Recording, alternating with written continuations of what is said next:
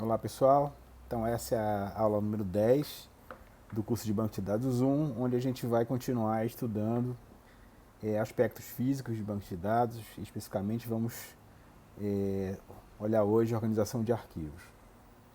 Bom, da aula 9, a gente já tinha visto que tinha definido arquivos como uma sequência de registros.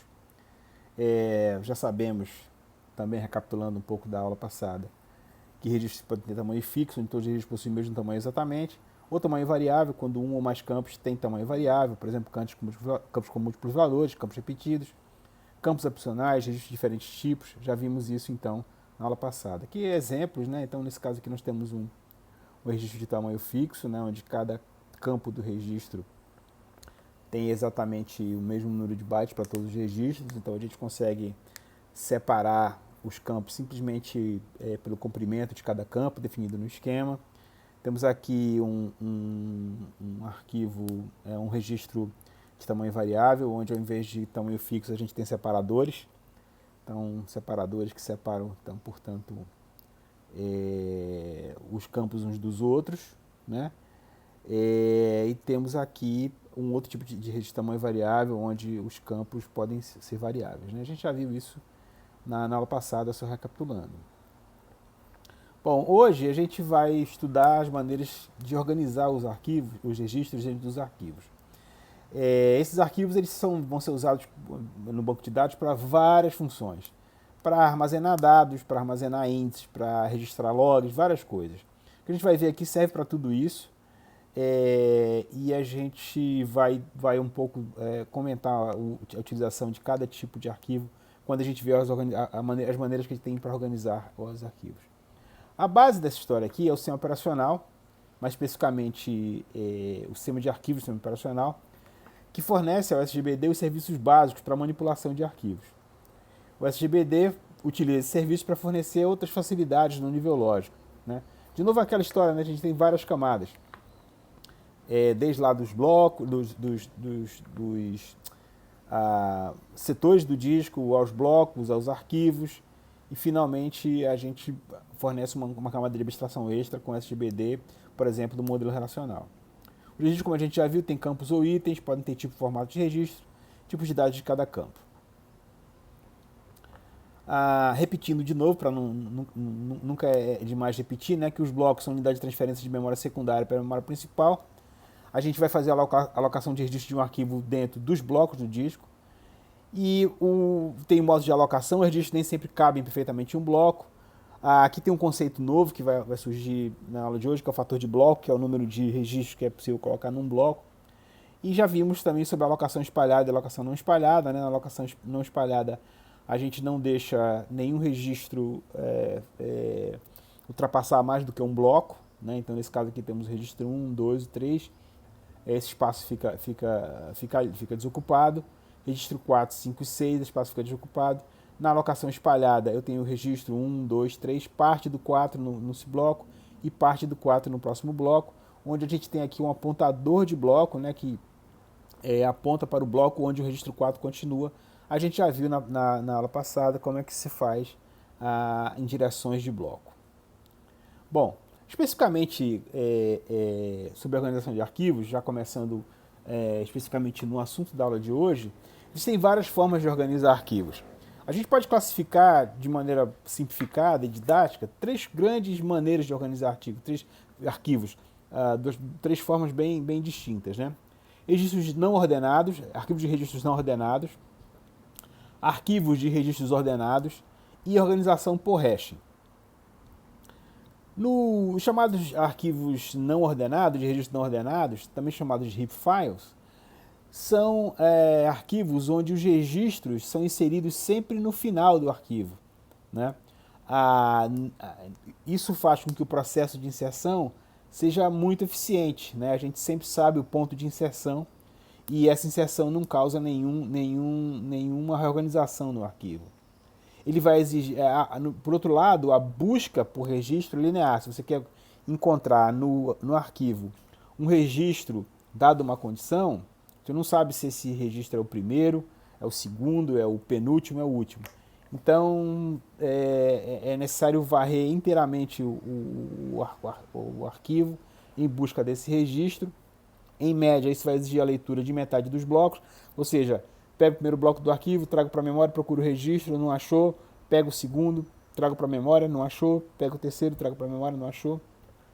Então, esse processo linear de busca eventualmente pode te levar ao último bloco do arquivo. Vamos lembrar que se o registro não estiver presente, eu vou ter que ler todo o arquivo para detectar isso aí, né? No caso de remoção, quando eu removo um registro,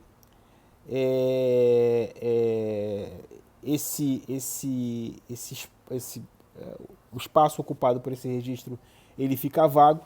Eu posso marcar, posso inserir uma marca de remoção e de vez em quando, periodicamente, eu posso reorganizar esse arquivo para então economizar os espaços deixados pelos registros removidos logicamente. Se eu quero ler os registros em uma ordem particular, eu vou precisar ordenar esses registros, né? Por exemplo, suponho que o meu arquivo esteja dessa forma, né? Primeiro registro que tem aqui esse campo 12, campo de valor 37, campo de valor 21. Se eu quiser ler por esse campo, eu vou ter que ordenar esse arquivo e aí eu posso, de maneira ordenada, processar esse arquivo. Esse processo de ordenação ele é bastante custoso se eu não consigo colocar todos os registros em memória. Então eu vou ter que usar um processo chamado de ordenação externa. Ainda nessa aula a gente vai estudar aqui um algoritmo de ordenação externa para esses casos. Bom, um caso especial dos arquivos não ordenados são chamados de arquivos relativos, onde são os registros, o registro tem tamanho fixo, a alocação é não espalhada e é contígua. Todos os registros do bloco são do mesmo arquivo. Assim é muito fácil de localizar os registros. Aqui tem um exemplo de um arquivo relativo, né? Então no bloco 1 eu tenho o registro A1, A2, A3, 3 registros por bloco. Bloco 2, A4, A5, A6, 3 registros por bloco. Bloco 3, A7, A8 e A9, 3 registros por bloco. Então eu vejo o que eu tenho aqui, registro de tamanho fixo, portanto eu tenho um número fixo de registros por bloco, dado o tamanho do bloco. A alocação é não espalhada, eu nunca passo para o outro bloco, deixo sobrar espaço se for o caso. E para localizar os registros basta percorrer os blocos na ordem e saltar quantos blocos eu precisar para encontrar o registro. Por exemplo, eu sei que o nono registro ele tem que estar no terceiro bloco, já que são exatamente 3 registros por bloco que eu armazeno. Então é bem mais fácil fazer uma operação de buscar um registro nesse tipo de arquivo chamado arquivo relativo, certo? Basta saber quantos registros eu consigo por bloco e consigo executar essa operação com facilidade. Então isso foi os arquivos não ordenados. Bom, o segundo tipo de arquivo que a gente está interessado aqui são os arquivos chamados ordenados, ou também chamados de arquivos sequenciais. Nesses tipos de arquivos, a gente vai manter um campo, que é o chamado de campo de ordenação, e o arquivo ele é mantido ordenado por esse campo de ordenação. Aqui a gente tem um exemplo, por exemplo, nesse caso aqui, o meu campo de ordenação é esse campo name que está aqui. Eu vou passar aqui adiante só para a gente dar um zoomzinho aqui nesse arquivo. Dá para ver aqui, olha, todos os blocos são ordenados, todos os registros no bloco são ordenados por essa chave, por esse campo de ordenação, chave não campo de ordenação. E o que eu posso dizer é que no bloco 2, todas as chaves são maiores do que o bloco 1. No bloco 3, todas as chaves são maiores, todos os valores são maiores do que no bloco 2. No bloco 4, todos os valores são maiores do que no bloco 3 e assim por diante, certo? Então esse arquivo, todas as operações nesse tipo de arquivo devem ser feitas para mantê-lo ordenado, tá certo? Se esse campo de ordenação é uma chave, a gente chama esse campo de uma chave de ordenação. O que é uma chave? Significa que os valores desse campo não podem se repetir. Ah, esse exemplo aqui do nome não é muito bom, mas se a gente pensar, por exemplo, num arquivo que guarde dados de alunos, né, dados do aluno, a matrícula seria um campo de uma chave de ordenação, porque eu não tenho dois alunos com a mesma matrícula, e eu poderia manter esse meu arquivo de alunos ordenado pelo campo matrícula, tá certo? Bom, a grande vantagem desse tipo de arquivo é que eu posso usar um algoritmo de busca binária para fazer a busca de registro pelo campo de ordenação, né? Então, por exemplo, se eu estiver buscando, nesse nosso exemplo aqui, né? Se eu estiver buscando a chave, suponho que eu tenho, vamos nesse exemplo aqui mesmo, suponho que eu tenho 6 blocos, né? Suponho que eu esteja procurando a chave Angeli Joe, né? Então, eu poderia dividindo aqui os 6 blocos em 3 de cada lado. Eu poderia pegar os 3 blocos da metade superior. Eu sei que Angeli Joe não pode estar antes do bloco 3, porque então eu carregaria esse bloco para a memória, verificaria as chaves nesse bloco e sei que Angeli Joe provavelmente está depois de Alan San, então já descartaria todos os outros blocos. Na segunda metade, numa só operação, já carregaria esse bloco 5 e acharia o Angeli Joe no meu arquivo. Então, com uma simples operação de busca binária, onde essa busca binária é feita carregando os blocos para a memória, eu conseguiria achar rapidamente essa chave. Rapidamente, o que eu quero dizer é em tempo logarítmico na base 2, né, que é característico da busca binária, né? Então vamos lá. Como é que funciona? Eu pego os K blocos que eu sei que o meu arquivo tem, vou para o bloco na metade desses K blocos, pode ser o K sobre 2 ou o K sobre 2 mais 1, carrego esse bloco para a memória, verifico se a chave que eu estou procurando está antes ou depois das chaves desse bloco, né? Se estiver depois, eu processo a metade inferior do arquivo, procuro a chave que está na metade dessa parte inferior, K sobre 2, e vou fazendo isso, iterando até achar o bloco que contém a chave, ou então desisto da busca porque a chave não existe, certo? Então, é um processo super parecido com o busca binária que vocês já conhecem, de vetores, só que nesse caso é feito em blocos, carregando os blocos para a memória. Uma coisa interessante é que a busca por qualquer outro campo que não seja o campo de ordenação é linear, né? Se eu quero, por exemplo, fazer agora a busca pelo salário, né? Eu quero os caras que ganham um determinado salário, eu tenho que varrer linearmente. Esse arquivo não tem alternativa. Então ele é muito bom para a busca sobre a chave, sobre o campo de ordenação ou pela chave de ordenação, mas é igualmente ineficiente se a busca deve ser feita por qualquer outro campo. A gente vai ver na próxima aula que para resolver essa situação a gente pode usar arquivos auxiliares chamados arquivos de índice. Depois eu vou falar mais sobre isso na próxima aula. Bom, além do mais, a varredura dos arquivos na ordem dos campos de ordenação é bastante eficiente porque é linear. Veja, se eu quiser todos os nomes de empregados aqui pela ordem dos nomes, basta eu varrer linearmente todos os blocos, né? Veja que isso é o melhor que eu posso fazer. Outra possibilidade, por exemplo, agora eu quero, por exemplo, os funcionários na ordem do salário, né? O que eu vou ter que fazer é reordenar, vou ter que ordenar esse arquivo pela ordem do salário para poder gerar essa ordenação e aí poder fazer, executar essa operação. Então veja que não é simples também essa operação de varredura na ordem de outro campo que não seja o campo de ordenação. Bom, um grande problema dos arquivos ordenados é que a inserção ela tem um alto custo, né? Já que eu tenho que fazer a inserção, já que eu tenho que manter o campo de ordenação, os registros eles devem ser inseridos na ordem correta, né? Então, por exemplo, se eu quiser inserir aqui um funcionário chamado Altigram, né? Ele estaria aqui no bloco 4, né? E como esse bloco já está cheio para inserções, né? já tem todos os registros preenchidos, eu teria que deslocar todos os registros a partir aqui provavelmente do Anders, né, para baixo, né? Eu teria que passar um registro daqui para o bloco 5, um daqui para o bloco 6. Isso envolveria a leitura e escrita de todos esses blocos, né? E finalmente poder inserir então essa chave, esse registro aqui no bloco 4. Então isso é altamente ineficiente, a manutenção de arquivos ordenados dessa maneira. O que é possível fazer para tentar reduzir esse problema é manter um arquivo auxiliar, chamado de arquivo de overflow de transação, somente para receber novas inserções, né?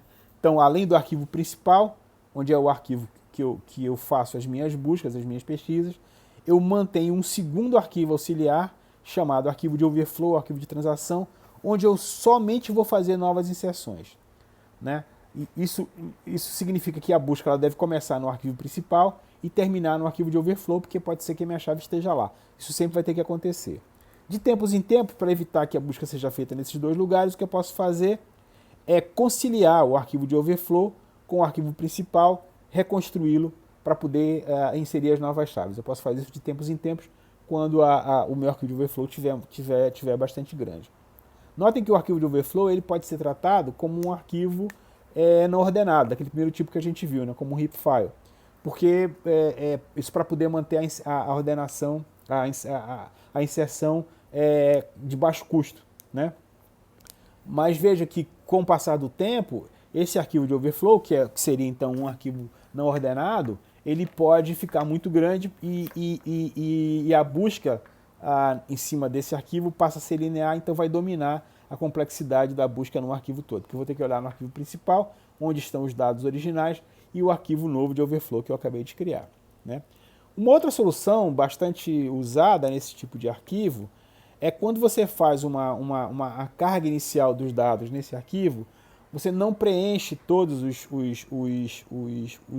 registros, o espaço do bloco com registros. Você deixa, por exemplo, uma folga, sei lá, de 10%, 20%, 30% do bloco vazio, né? Então, no caso de novas inserções, você vai ler o bloco, vai fazer a inserção e escrever de novo o bloco, sem precisar deslocar os blocos para baixo. É claro que a desvantagem disso é que você vai manter vai desperdiçar a parte do espaço do bloco, o que é ruim, né, porque o teu arquivo vai crescer. Por exemplo, se você deixar 30% dos blocos com espaço livre na carga inicial, o teu arquivo vai ter 30% a mais do tamanho que ele poderia ter se eu não tivesse esse espaço de overflow. Isso compensa se o meu arquivo for ter, se eu tiver uma carga de atualizações razoável ao longo do tempo no meu arquivo de dados, né? Então, no meu arquivo principal. Então, isso vai compensar deixar o espaço livre para futuras inserções.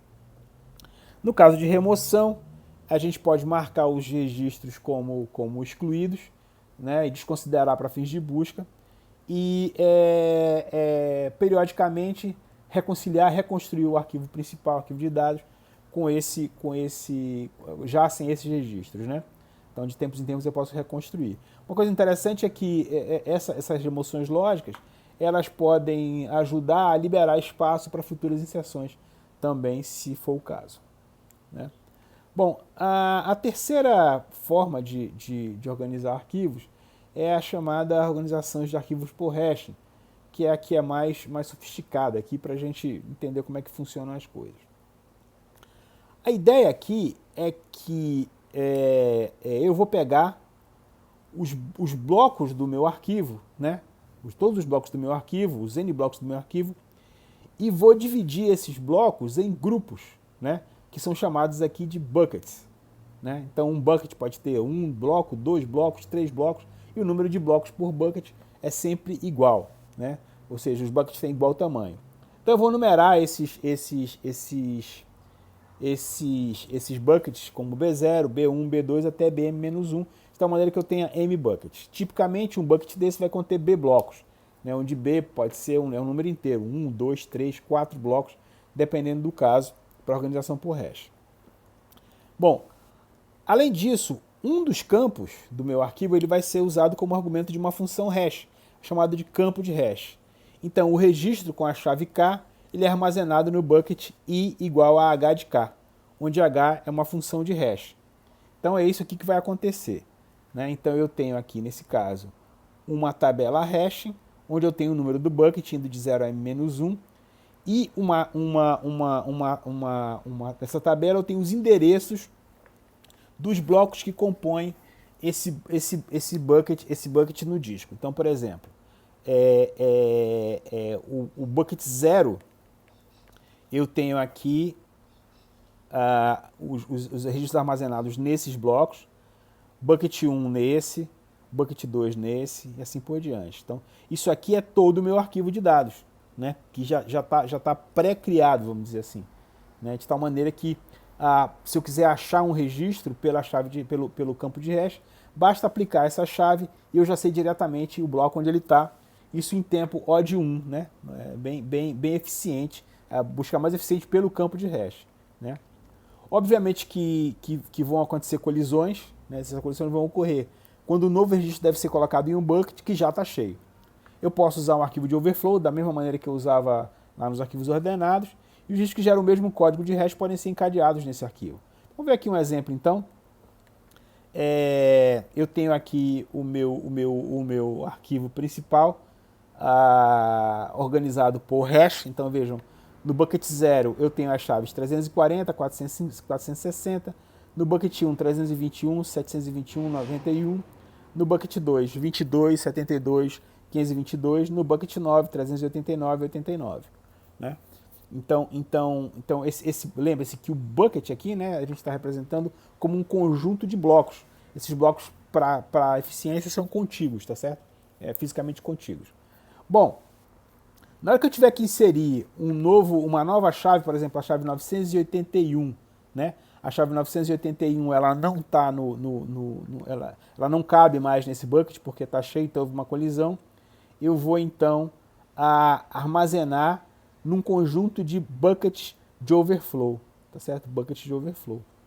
Veja o arquivo de bucket de overflow, ele é um arquivo, pode ser um arquivo não ordenado, do jeitinho que a gente viu lá no começo, tá certo? E eu posso encadear os registros do mesmo bucket. Por exemplo, chave 22, né? Chave 182. 182 deveria estar aqui, mas não tem espaço, então eu vou armazenar aqui no bucket de overflow e aponto, né, o meu apontador aponta para o bloco de overflow que contém a chave 182, né?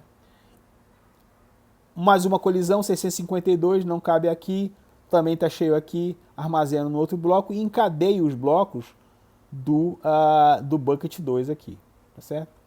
De novo, a gente está numa situação em que, se isso acontecer, a busca começa a ser menos eficiente, né? Porque eu vou ter que procurar primeiro no arquivo principal de hash, e se eu não achei aqui, eu vou ter que passar para os meus buckets de overflow. Se isso aqui crescer muito, né, a eficiência do hash deixa de ser vantagem e passa a ser uma busca linear nos buckets de overflow. Então a minha vantagem de ter hashing deixa de existir, certo? Mas percebam que se as colisões são bem tratadas, e se eu não tiver muitas colisões, eu consigo achar qualquer registro pelo campo de hashing com uma só busca, né, em tempo O de 1. Então é mais vantagem do que os arquivos ordenados, os arquivos mantidos ordenados, né, por uma chave de ordenação, onde o tempo de busca é proporcional ao logaritmo na base 2 do número de blocos. E a inserção também, se eu tiver espaço para inserção, ela tem também custo O de 1, né? Porque eu sempre vou saber o bloco onde eu vou ter que inserir o meu registro pela chave de hash. Então, os arquivos organizados por hashing, eles têm um bom compromisso entre tempo de inserção e tempo de busca, né? Da mesma maneira, a remoção também é boa, porque eu sei onde é que o registro está, o registro que vai ser removido, eu sei onde ele está ou onde deveria estar. E a remoção lógica só ajuda porque eu marco o registro como removido e depois posso reusar o espaço para as próximas inserções, tá certo? Percebam, no entanto, que qualquer busca que não seja pelo arquivo de pelo campo de hashing, ela vai ficar prejudicada, né? E, de novo, eu posso usar estruturas de índice, como a gente vai ver na próxima aula, para resolver esse problema aqui. Então, tratando do overflow, para reduzir a ocorrência de overflow, eu posso tentar manter os blocos 70% a 80% ocupados. Da mesma maneira como eu fazia nos arquivos ordenados, ao invés de encher o arquivo todo, todos os blocos com os registros, eu posso deixar uma folga, né? A função de hash deve distribuir os registros de forma uniforme entre os buckets, então a função de hash tem que distribuir bem, que é para eu não ter alguns buckets muito cheios e outros muito vazios. E as principais desvantagens é que eu vou ter um número fixo de blocos que podem ser alocados no arquivo de dados. Isso, de antemão, né, eu preciso já dos buckets criados, senão eu não tenho para onde mandar os meus registros, né, eu tenho de antemão um número fixo de blocos, né, isso eu posso aumentar de tempos em tempos, mas em princípio eu tenho um número fixo de blocos. Se eu tiver um número grande de registros de overflow, eu vou degradar a performance, eu expliquei como. E se eu quiser, ao contrário dos arquivos ordenados,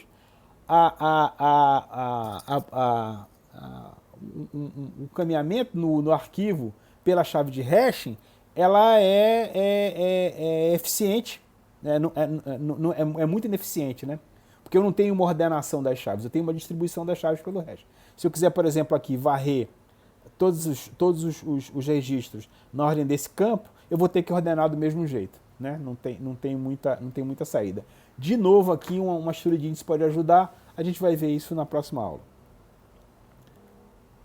Bom, a busca usando o campo de hash é muito eficiente, o número de blocos lidos é O de 1, na maior parte dos casos. A inserção também é muito eficiente, principalmente se não houver overflow. A busca baseada em outro campo exige busca sequencial no arquivo, já vimos isso. E a varredura ordenada é ineficiente até mesmo com o campo de hash. Já vimos também isso. Bom, para evitar o problema da gente ter um número fixo de blocos no arquivo de hashing, uma maneira de evitar que isso aconteça é usando uma técnica chamada de hashing extensível. Como é que funciona essa técnica? Olha só. Além do arquivo onde eu vou armazenar os registros, eu tenho uma outra estrutura que eu chamo de um diretório, que é uma tabela que tem 2 elevado a d entradas, onde d é um parâmetro chamado de profundidade global, né? E cada entrada, cada uma dessas 2 elevado a d entradas, ela vai apontar para um bucket, tá certo? Essa tabela então vai me ajudar a endereçar os registros para dentro dos buckets, parecido com o que a gente viu no original, só que nesse caso eu tenho essa limitação de ter 2 elevado a d entradas, né? Uma potência de 2. A ideia é que os d primeiros bits do resultado do hashing determinam em que bucket a gente vai guardar o registro. Cada bucket pode conter até m registros, que possuem os d0 menor que d primeiros bits iguais. Esse parâmetro d0 é chamado de profundidade local. Vamos ver aqui como é que isso funciona. Está aqui um exemplo. Então o meu diretório aqui ele tem uma profundidade global d igual a 3, ou seja, 3 bits, né, para poder endereçar os meus buckets. E com esses buckets eu consigo, com esse diretório eu consigo endereçar até 8 diferentes buckets, né? 1, 2, 3, 4, 5, 6, 7, 8, né? Bom, nesse bucket, né, eu tenho todos os registros cujo valor do hash começa com 000, né? Então, se começar com 000, estão nesse bucket aqui. 001, né? Nesse bucket, né, que tem profundidade local d igual a 2, eu posso armazenar todos os buckets de registros que começam com 01, né? Tá aqui, ó, 01. Então, as entradas 010 e 01 apontam para esse mesmo bucket. Mesma coisa as entradas 10 e 101 apontam para d igual a 2. E aqui eu tenho as entradas do 110 e do 111, ok? Então, o que vai acontecer aqui? O que vai acontecer é que quando o novo bucket é criado, então o novo bucket desse ele é criado quando há colisões. A profundidade do bucket é aumentada de 1 e os registros são divididos de acordo com essa nova profundidade. Quando D0 se torna maior que D é incrementado de 1 e o tamanho do diretório é dobrado. Então vamos ver aqui como é que funciona mais ou menos. O que vai acontecer aqui? O que vai acontecer quando eu encher esse bucket aqui? que vai acontecer é que eu posso dividir as chaves desse bucket em duas, as que começam com 01 e 0 e 011, 010 e 011, e a minha profundidade global local vai passar para d' igual a 3. Né? Então eu posso dividir esses dois, essas chaves aqui também vão se dividir, esses ponteiros também vão se dividir, certo? Então eu consigo endereçar até 8 blocos diferentes, 8 buckets diferentes aqui. O que acontece se eu tiver um bloco aqui com mais do que... por exemplo, se esse cara aqui encher, eu teria que dividir ele em dois, certo? Mas eu não posso, a minha profundidade local já é 3, que é igual à profundidade global. O que eu teria que fazer? Eu teria que pegar o meu diretório e dobrar o tamanho dele, tá certo? Para poder endereçar agora mais buckets. Isso vai acontecendo até que eu tenha uma boa distribuição. Então, o hash extensível, ele cresce indefinidamente, tá certo? E eu não preciso pré-alocar os meus buckets, como é no caso do hash normal, tá certo? Então, esse é o hash extensível.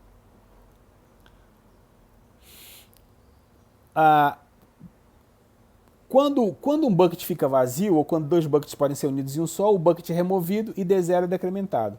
Quando todos os D0 são menores que D é decrementado de 1 e o tamanho do diretório cai pela metade. Então o que vai acontecendo quando eu vou tirando registros daqui, né, o que vai acontecendo é que eu posso diminuir a profundidade local, até ela virar, por exemplo, 2. Né? Isso pode ir acontecendo até que todos os blocos tenham profundidade, todos os buckets tenham profundidade local igual a 2. Nesse caso, eu posso diminuir o meu diretório pela metade, tá certo? E da mesma maneira como o hash extensível se expande, ele também pode se contrair para ir liberando espaço à medida que eu vou fazendo as operações. Né? Então a diferença do bucket extensível, do hash extensível para o hash normal, é que é justamente que ele é extensível, tá certo? Esse último slide aqui dessa aula é só para dar uma perspectiva para vocês de como é que é a ideia de a gente ter tabelas versus arquivos, né? Então, vejam aqui que eu posso ter várias tabelas no meu banco de dados. Essas tabelas elas podem compartilhar o mesmo arquivo ou podem ter cada um arquivo, tá certo? E a gente vai ver depois que índices também são arquivos, tá certo? Então, no nível interno eu tenho os arquivos, né? Tem uma camada daqui para frente, o meu banco de dados é independente da camada física. Então aqui eu tenho um nível lógico, onde eu tenho as tabelas e os índices, né? E eu posso ter até um nível externo, onde eu tenho as visões que a gente já viu. Né? Então é mais ou menos assim que vai funcionar a alocação de registros e tabelas, certo? Ok, essa é a primeira parte dessa aula de hoje, da aula 10. A gente vai ver já uma segunda parte. Oi pessoal, essa é a continuação da aula 10 de banco de dados Zoom, onde a gente vai ver agora uma aplicação do uso de buffers para tratar arquivos em memória secundária, que é o problema da ordenação externa. Bom, o que acontece? Esse é um exemplo típico de um modelo de computação baseado em entrada e saída. Né? Quando a gente está trabalhando com algoritmos em memória, a principal preocupação é com o tempo de CPU. Porque o tempo de acesso à memória, como a gente já viu, é pequeno, é tratável. Em bancos de dados, o tempo é dominado pelos custos de entrada e saída, ou seja, o custo de trazer blocos do disco para a memória. A consequência é que alguns algoritmos precisam ser reprojetados para o problema de tratar com arquivos, entre eles o clássico e conhecido algoritmo de ordenação. Então, essa técnica chama ordenação externa porque a gente vai ordenar e a gente não vai poder usar só a memória principal para fazer a ordenação. A gente vai ter que usar também a memória secundária como memória auxiliar para fazer a ordenação. Suponha que a gente então, a ideia suponha que eu tenho que coordenar 1 GB de dados, mas eu só tenho 1 MB de RAM para isso. Ou, se quiser falar, eu tenho 100 GB, mas eu só tenho 1 GB de RAM, alguma coisa assim, né? Eu tenho memória limitada para fazer a ordenação, ou seja, eu não consigo carregar os meus dados todos em memória, né? Claro, 1 GB eu conseguiria fazer isso facilmente, mas suponha que em vez de 1 GB eu tenho 100 GB, né? Ou 200 GB. Como é que eu faço para ordenar num computador que tem algumas dezenas de gigabytes de memória? Então a analogia é a mesma, só vai mudar aí a escala, se eu quiser usar uns parâmetros mais realistas para o dia de hoje. Aplicações disso, eu quero ordenar os resultados de consulta, por exemplo, um order by. Se a gente olhar no começo da aula, a gente viu os arquivos de hash, arquivos ordenados, arquivos desordenados, qualquer ordenação diferente do campo de ordenação ou do campo de hashing, no caso dos arquivos ordenados e dos arquivos de hashing, eu tenho que ordenar a saída, né? Operações de agrupamento, quando eu vou fazer group by, né, para implementar group by, eu vou precisar de ordenação. Quando eu for fazer junções, em muitos casos eu vou precisar fazer ordenação também. Para remover duplicatas, para carregar dados em massas, em índices como árvore B, é interessante usar também a ordenação. Então tem várias aplicações em banco de dados em que esse algoritmo de ordenação externa é usado. Então a questão é, eu não tenho memória suficiente para carregar todos os dados em memória. Portanto, eu preciso usar a memória secundária para ajudar a ordenação. Então, o primeiro algoritmo que a gente vai ver aqui para isso é o algoritmo merge sort externo de 2 vias. Ele é igualzinho ao merge sort, que vocês estão acostumados, já viram em outras disciplinas, só que nesse caso a gente vai usar a memória secundária para isso. Bom, qual que é a ideia desse algoritmo? A gente vai usar aqui alguns passos. No primeiro passo, a gente vai ler um bloco só, ordenar e escrever, e apenas um buffer de bloco, um buffer para armazenar um bloco, vai ser usado, tá certo? No segundo passo, nos passos 2, 3 e assim por diante, a gente vai usar sempre 3 buffers para fazer a ordenação.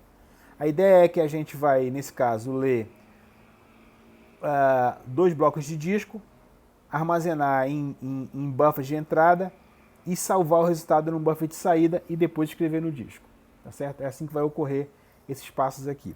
Então, a hipótese aqui é que eu só tenho disponível esses 3 buffers. Depois a gente vai melhorar essa hipótese utilizando mais de 3 buffers, tá certo? Mas por enquanto, vamos supor aqui que a gente só tem 2 buffers de memória principal. Então, vamos ver aqui um exemplo. Eu tenho que ordenar esse arquivo de entrada. Então, esses aqui são os blocos do meu arquivo, tá certo? Esse bloco tem os registros de chaves 3 e 4, 6 e 2, 9 e 4, 8 e 7, 5 e 6, 3, 1, 2, etc. No primeiro passo, o que eu vou fazer é o seguinte, eu vou carregar cada bloco desse para a memória, certo? Vou ordenar esse bloco em memória e vou gravar de volta no disco esse bloco ordenado, né? Então vamos lá, começando aqui pelo primeiro bloco, carrego o bloco 3 e 4 na memória, já está ordenado, 2 e 6 ordenado, 4 e 9 ordenado, 8 e 7 ordenado, 5 e 6 ordenado, 3 e 1 ordenado, e o 2 que só tem o 2 mesmo ordenado. Esse bloco extra aí a gente vai usar ele só para poder ter simetria aqui no algoritmo. Esse aqui então é o passo 0, onde nesse momento a única coisa que eu fiz aqui foi ordenar os meus blocos de entrada, né, internamente. Como é que é feito isso? Carrega na memória, ordena usando qualquer algoritmo de ordenação, né, pode usar quicksort para ordenar o bloco, ordenou, grava de volta no disco, tá certo? Simplesmente isso. Beleza, agora o que a gente vai fazer?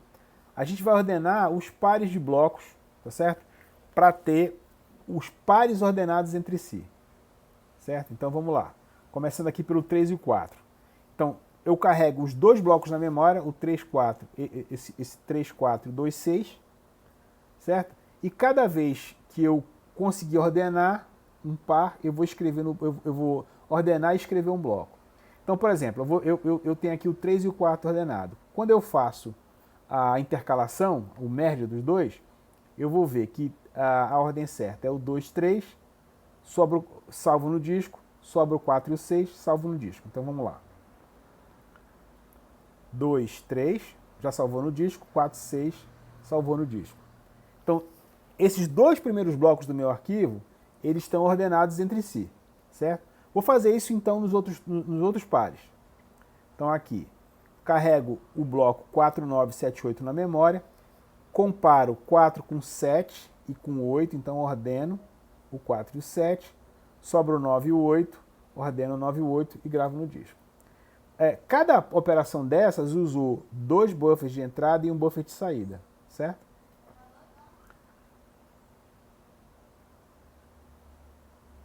E só o 2 sozinho. Pronto. Então agora eu tenho parcialmente esses 2 blocos ordenados, esses 2 blocos ordenados, esses 2 blocos ordenados e esses 2 blocos ordenados, por que não? Bom, agora eu vou pegar esses pares de 2 blocos ordenados e vou ordenar para gerar blocos de 4 pares ordenados, sequência de 4 blocos ordenados. Então vamos lá, no passo 2. Então eu vou ler o bloco 2, 3 e o 4, 7, né? E assim por diante. Depois eu vou detalhar essas operações.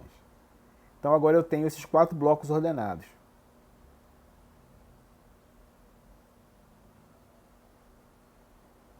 E agora esses 4 blocos ordenados, certo? E finalmente eu vou pegar as sequências de 4 blocos ordenados para gerar uma sequência de 8 blocos ordenados, que são o número de meus blocos originais. Então, vamos ver.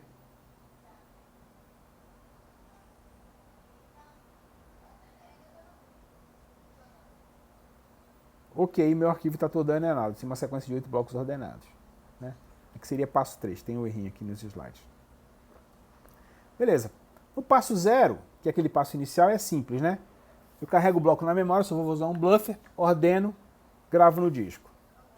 Leio do disco, ordeno, gravo no disco. Leio do disco, ordeno, gravo no disco. Leio do disco, ordeno, gravo no disco. Esse é o passo 0, né? Agora vamos lá, o passo 1, né? Onde eu tenho cada bloco ordenado. Então vamos lá. 3, 4, 2, 6. Então, eu tenho esses 2 blocos em memória e mais um terceiro bloco de saída. Então, eu vou fazer o merge. 2, 3, escrevo no disco.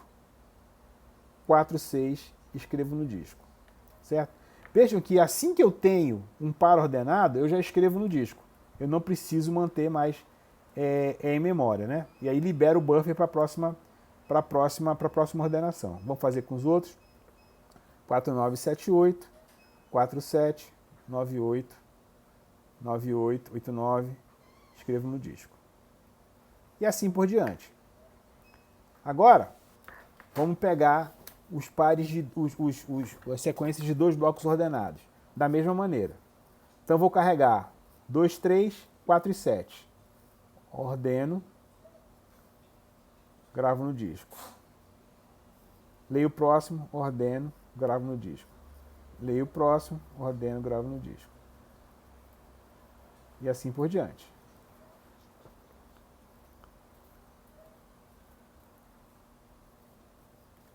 Agora, para o passo 3, pegar as sequências de 4 blocos ordenadas. 2, 3, 1, 2, ordeno, disco. Ordeno, disco. 2 buffers vazios, posso carregar mais 2, ordeno, disco. Ordeno, disco. Mais 2 buffers livres, ordeno, disco. Ordeno, disco. E aí eu tenho o meu arquivo ordenado, né? Então veja, de forma geral, eu consegui fazer isso em 3 passos.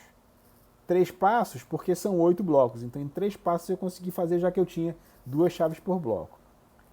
Então, de modo geral, a gente vai ver que cada passo, para cada bloco, né, eu vou fazer um acesso de leitura no bloco e um acesso de escrita no bloco. E eu vou fazer isso para os N blocos, porque eu vou passar por todos os blocos, né? E isso para cada passo, então, eu vou fazer isso para N blocos, né? Ou seja, uma leitura e uma escrita. Então, são 2 acessos. Quando o arquivo tem N blocos, o número de passos ele é log de 2, log de N na base 2, né, porque eu vou fazer 2 a 2, 4 a 4, eu vou fazer 1 a 1, 2 a 2, 4 a 4, e aí termina a ordenação, né? Mais um, que é aquele passo inicial. Então, como a cada passo eu vou fazer 2 acessos a cada bloco, então o custo total é 2 elevado a n vezes log de n na base 2 mais 1. Isso aqui é o custo total de ordenação quando eu estou usando 2 vias. Tá certo? Quando esse número de vias aumenta, né, eu posso fazer isso, eu posso fazer o merge de mais blocos. Então eu posso mexer nessa base aqui, né, e melhorar o tempo de acesso. Né? Por exemplo, se eu tiver 4 buffers, eu posso fazer 2 elevado a n log de 4 na base 2. Né? Então, quanto mais buffers eu tiver, mais rápido eu posso fazer o merge sort externo. Nesse caso de 2 vias, o log é 2, mas eu poderia aumentar para mais vias. Por que eu estou usando só 2 buffers aqui? Isso para mostrar um exemplo. Mas eu posso aumentar o número de buffers. Isso depende do quê? Depende de 2 fatores. O tamanho dos meus registros, né, que eu tenho para fazer a intercalação, e também depende do tamanho de memória que eu tenho disponível. Né? Por exemplo, se eu tiver memória para armazenar todos os blocos do disco de uma vez só, eu consigo fazer uma ordenação em memória, não precisaria fazer uma ordenação externa. Né? Se eu consigo carregar metade dos blocos, eu poderia fazer a minha ordenação em 2 passos.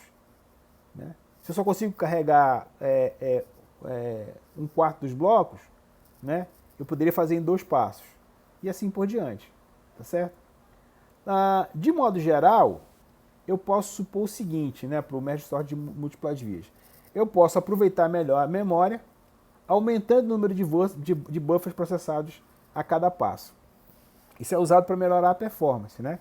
Então, no caso geral, né, se eu tenho m bytes de memória disponível e o tamanho do registro é R, eu poderia ter em memória m sobre R buffers, tá certo? M sobre R buffers. Então, por exemplo, se eu tivesse 200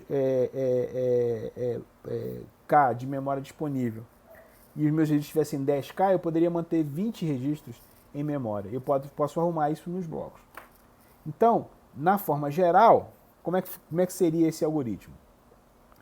Eu vou usar os meus m bytes de memória, que é o que tem de memória disponível.